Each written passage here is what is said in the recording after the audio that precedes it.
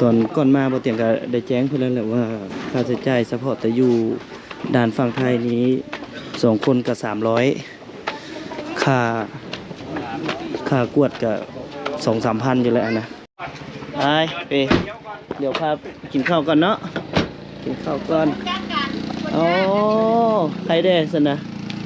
อย่าขายเอาคนงามเหรอ คนแล้วขายคนงามเพราะว่าเลิศแลนแตนคนงามกับเลิศแลนแตนคู่มือเลยได้มาจอยประมาณนั้นมั้งบอกให้เขาจอยมาก็ประมาณ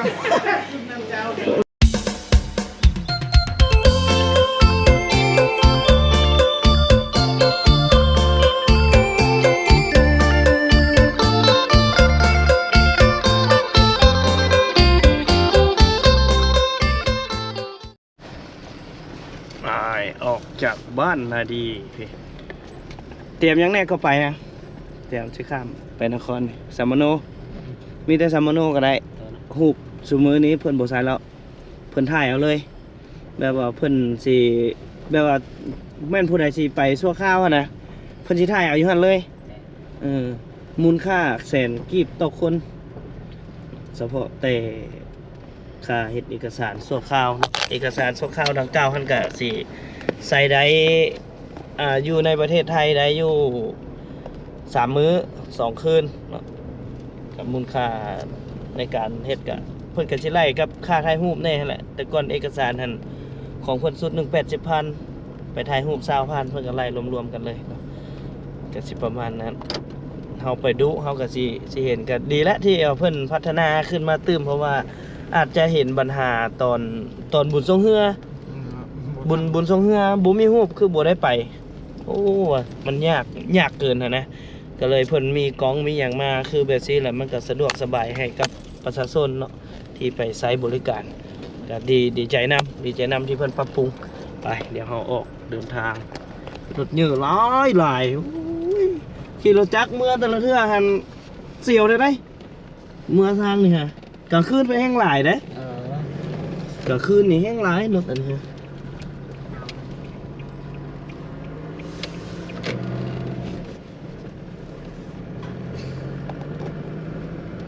บอกไปกันเลยตัวสุขภาพไปดูพร้อมกันได้ไปนะตัวไปเลยให้พวกนี้ยังแน่เป็นยังแน่กวดเบิดทุกอย่างตอนเมียค่อยไปกวดเท่าไหร่3,000 บ่ 2,000นี่แหละประมาณนั้นแหละค่ากวดหูร่างกายเขาเป็นเอียงเนาะเลยกินยาถูกที่แนะนำให้กินดอกตรงผลิตภัณฑ์ใดหรอวะเลี้ยงเลยแล้วบวกยากะบวกน่าจะบ่เกิน 3,000 ต่อคนนึงเขาเอาแต่ตรวจสุขภาพก่อนกวดสุขภาพนี่ประมาณ1,000 กว่าบาทนะ 1,000-2,000นี่แหละแล้วแต่เฮาเลือกกวดเนาะเขาสิกวดแบบใดกวดสุขภาพทั่วไปมันก็สิบ่แพงปานใดเบิ่งวิวภูเขานี่แขวงอื่นมาเห็นแขวงเขาสะอ่อนได้ เขาสะอ่อนเขาเห็นผาเด้เอาอุ้ยธรรมชาติแขวงขมวนคักแห้ง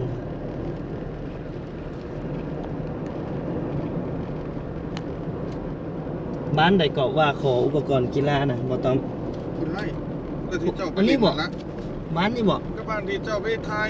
นี่ติดนิดหน่อยเตะอยู่ในทุ่งนากับโรงเรียนยังไปโรงเรียนมีอยู่2 ห้องมื้อนั้นว่าสิไปหาเพิ่นไหนมื้อนั้นโอ้ครูผู้นั้นอายุหั่นบ่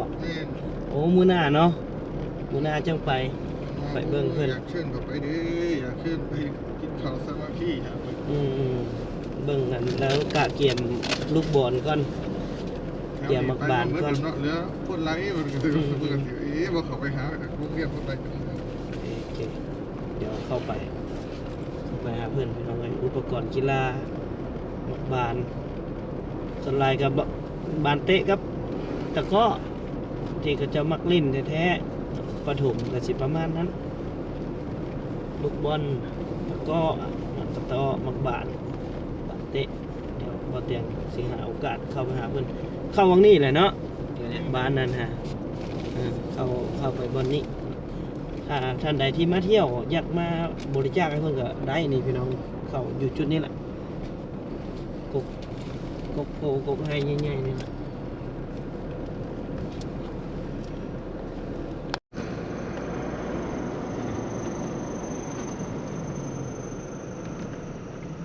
มาได้กันขอไปตัดวิดีโอออกปุ๊บ ตัดวิดีโออยู่โปรแกรมนะ โมเมนต์ในนั้นในลิขสิทธิ์นะขอไปกดคำว่าตัดส่วนที่เป็นลิขสิทธิ์ออกมันได้เลยอันลบเสียงเพลงก็สิแล้วเร็วครับ ลบเสียงเพลงแล้วมันบ่มีเสียง มันสิบ่มีเสียงเลยนะก็เป็นแต่ภาพ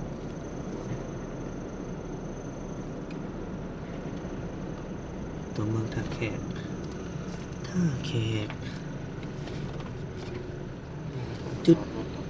จุดนี้เขามาถอนเงินนี่ต้องบอกแม่น ตู้ถอนเงินได้ ตู้ถอนเงินฝากเงินนี่นี่บ่อยากเข้าธนาคารก็คืออยู่ในนั่นแหละบริการนอกธนาคาร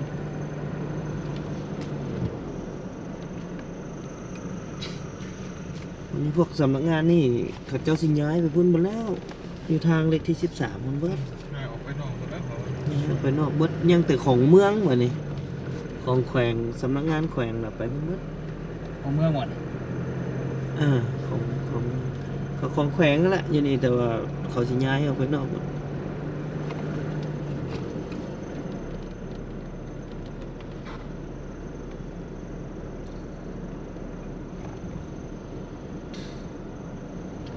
แต่ก่อนโรงเรียนตัวนี้เนี่ยเป็น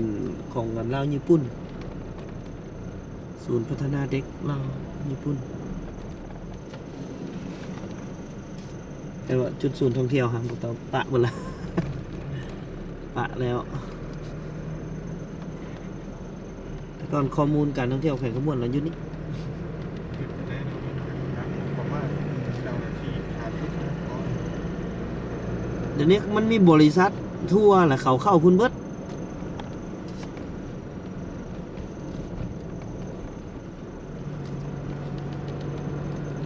โยธาตัวนี้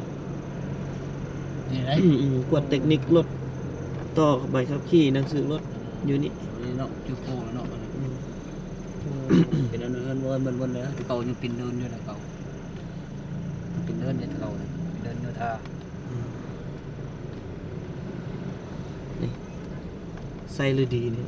ห้องนี้คักอยู่ได้คืน1-2 แสนปลายป่ะ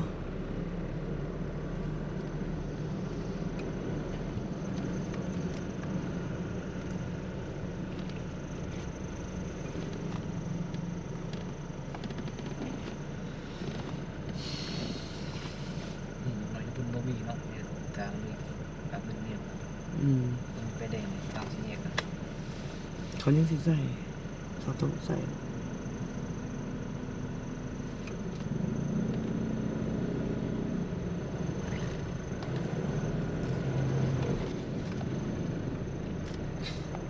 ไฟแดงตัวนี้นี่อันปล่อยเท่าละทางแต่ว่า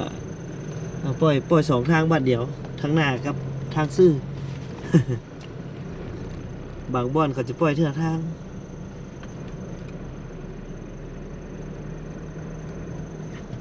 มื้อนี้วันจันทร์ถ้าเบิ่งว่ารถสิหลายบ่อยู่ท่าด่านนี่ก็โรงเรียนเขากำลังเลิกเรียน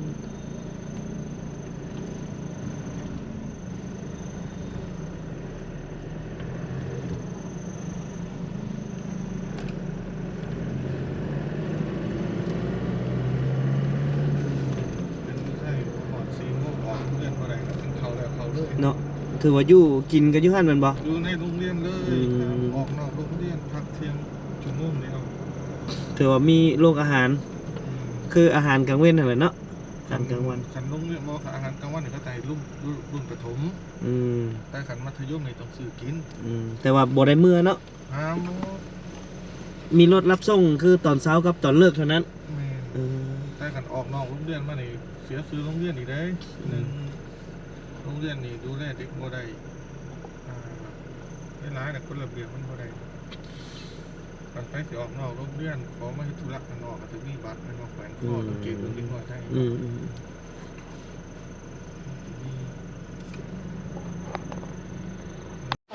เอาเงิน ไปเรือเที่ยวสุดท้าย ตัวที่ขายของตอนเที่ยงนี่ ของตอนเที่ยง เพื่อไทยนี่ ไอ้อีมันเรื่องคือไม่จากผัดนุ่มหลังบ้าน อู้มันวะ คือวัน2 ปีที่แล้ว เพื่อเล่มนี้บอกไปถ้าพลาดเที่ยวนี้ก็เป็น1 โมงเลยพี่น้อง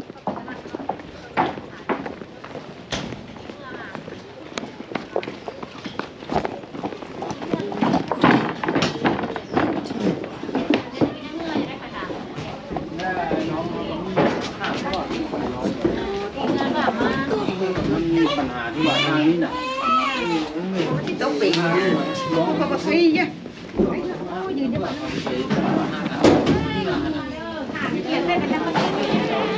เดี๋ยวพาทีมงานมาเพื่อเที่ยวสุดท้ายของรอบเสาร์ กินหุ่งหรอ ทางดำ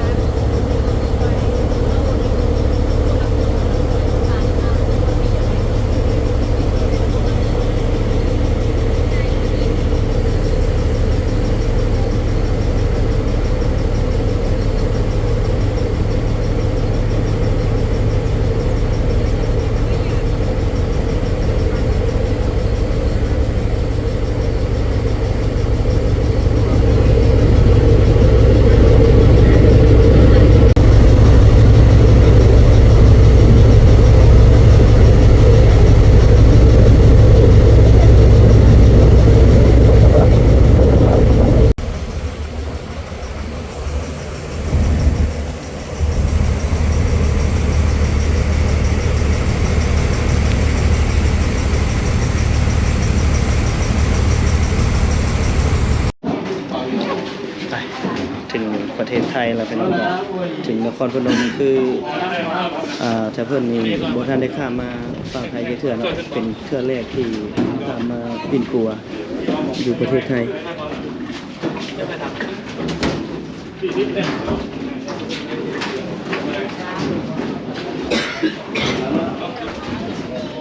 บอกเท้ายกเลยหน้าพ่อตัวนี้มันขอร้อยเลยตัวนี้ ชาวบ้านขอ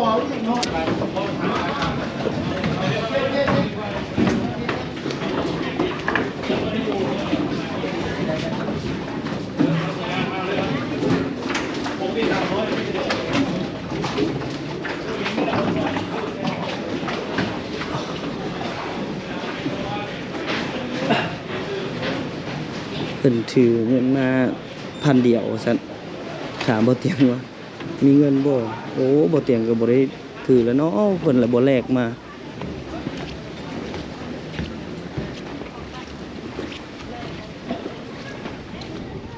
ที่ก็ต้องแลกเงินมาก่อนนะ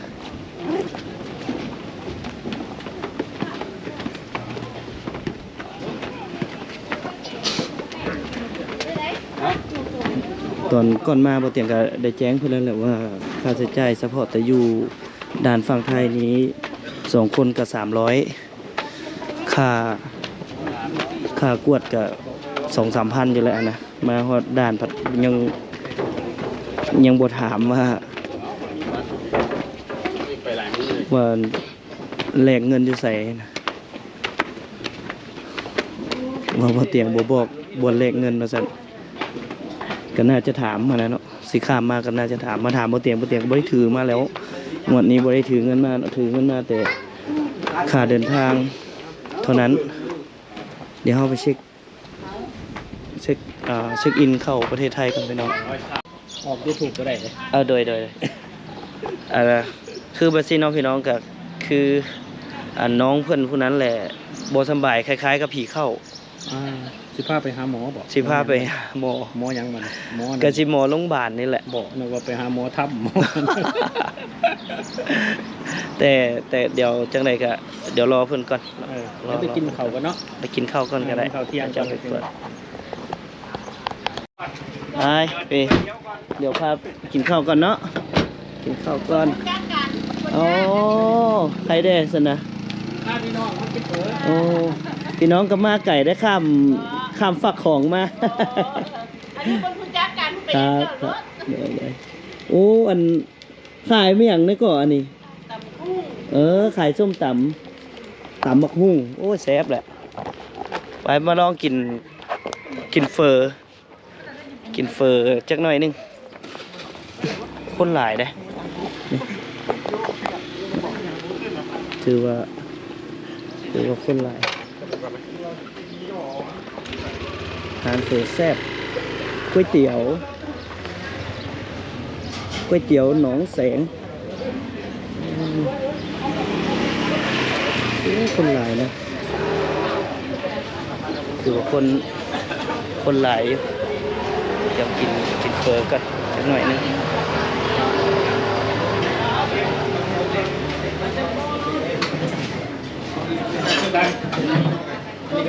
น้ำใสเส้นเล็กก็คนหลายแฮงโอ้สุดยอดเนาะขายบ่หวานบ่ไหวเลยเนาะขายดีแฮง เป็นยัง ขายดีแฮง ให้มันขายดีแน่เนาะ เอาเส้นเล็กเอา ให้มันขายดีหน่อย ขายดีบ่ได้หายขาย ขายดี ขายดี ขายโอ้เจ้าของร้านยิ้มแล้วไปสิขาย ลูก ยิ้มละมา ลูกค้าก็ยิ้มคือกัน ยิ้ม ได้กินไวเด้ แม่ มาปุ๊บได้กินปั๊บ บุญอ่ะ บริการดี สวัสดีครับ สบายดี วุ้นมิตรภาพ วุ้นขนุนอันนี้วุ้นอย่าง อันนี้มะพร้าวค่ะ วุ้นมะพร้าว เรื่องมันหมดแล้ว 15 บาทกินแล้วร้อยจากงูเลย กินแล้วเบาะ การันตีเนาะแม่ว่าการันตีว่าเดี๋ยวเรากินมาก่อน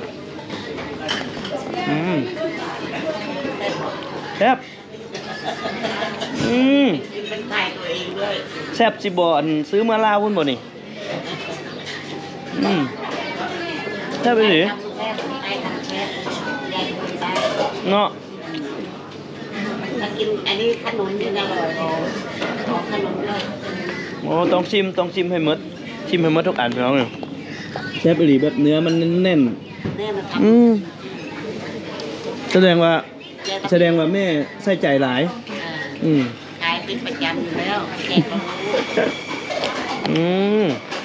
ทำเองทุกวัน เดี๋ยวพามาพี่น้องแซ่บแพงแซ่บเป็นน้ำเฮาหิวข้าวน้ำแน่ กินก๋วยเตี๋ยวอะไรยัง ยัง กินก๋วยเตี๋ยวเองได้ทันที เดี๋ยวเอาไปชิมก๋วยเตี๋ยวเพิ่นพี่น้อง วันล่วงหน้าวันไหนนะแ แซ่บหลายอย่าขายเอาคนงามเหรอ คนแล้วขายคนงามเพราะว่าเลิศแลนแตนคนงามกับเลิศแลนแตนกูมือเลยได้ จอยประมาณนั้นมั้งบอกให้เขาจอยมาลงมา เพื่อนมาอย่างกับ ข เพื่ อ อบ น คุณ ว่า นะคะ สวยไหมคะ สวยมาก เดี๋ยวถามเอฟซีเนาะสวยป่ะเร็วตอนมา400 บอกพี่คัดร้านเลยเป็นไงแซ่บป่ะแซ่บคือกินบ่เบิดสักจังหน่อยคัดเจ๊เพิ่นเห็นในเพิ่นหายเนี่ย บุกินบ่หมดเหรอ ว่าเป็นอย่างที่กินบ่เบิดเอาบ่แซ่บบ่วะมื้อหลังมาใหม่เด้อ โดย เดี๋ยวยังแถมมื้อหลัง เฮ้เนาะ โดยแท้ขอบคุณหลายๆไปเอาบุญเลยยาย10 อันนะเธอ แถมให้เพื่อนอันหนึ่งดู โอ้อันนี้เครื่องปรุงผู้ช่วยก็มีแต่ผู้งามๆเบิด โอเคแถม2 อันงามเบิดแล้วงามเบิด งามคือเบิร์ดดีใจ ไปพี่น้องบ้านนี้หลังจากรับประทานอาหารอาหารอย่างก่อนก๋วยเตี๋ยวเรือน้องแสงปลาเย็นชื่อเจ้าของร้านเพิ่นเลยบอกอ๋อ เจ้าของร้านคนสวยสื่อแคตตี้ แคทตีเอายังพี่อยู่ คนสิไปหาแม่ค่อย บอกไปผู้นี้บอกเจ้าของร้าน เหร แห อเด็กคุณยายเจ้าของร้านก๋วยเตี๋ยวเรือหนองแสง งาม ละ คือ เอีย กั ด นสมพอแล้ว ไปบอกงามคือแม่บอก เกิดมื้อใดอันลูกสาวอีแม่ฮะ เกิดวันหยัง วันจันทร์นะ วันจันทร์โอ้สมพอจึงมีเสน่ห์โอ้ มีเสน่ห์คือแม่เลย ขอบคุณมาก แต่ละเดี๋ยวมาอุดหนุนไม่ฮู้แล้วร้านแซ่บเพราะว่ามีเจ้าถิ่นแนะนำ เดี๋ยว มา เรียบร้อยแล้วบ่ กินเลย800 600กว่าคือบุ้งพร้อมเลย มันอยู่วันจักรมัน 12พอแถมแล้ว2อัน อยู่วันจักร 17เป็น17อัน สิแถมเป็นบ่แม่ เต็มเราได้สองก็ยังเต็มลายตัวแม่กัน ชนะเด้อชนะ โช สิ คดีปีใหม่จ้า สิพาแขกทางฝั่งนั้นมาตื้ม มาหาเด้อ โดยมาตื้มไปพี่น้อง เดี๋ยวออกไปก่อนมานี่กะแซฟแล้ว ถือว่าสมกับที่เจ้าถิ่นเพื่อนแนะนำมาหรือน้องเพราะว่าอาหารนี้แซฟแฮงทางวุ้นทางเฝอแซฟหลาย ใส่คอเลย ขอบใจหลายๆ ไปจะเฮาไปโรงพยาบาล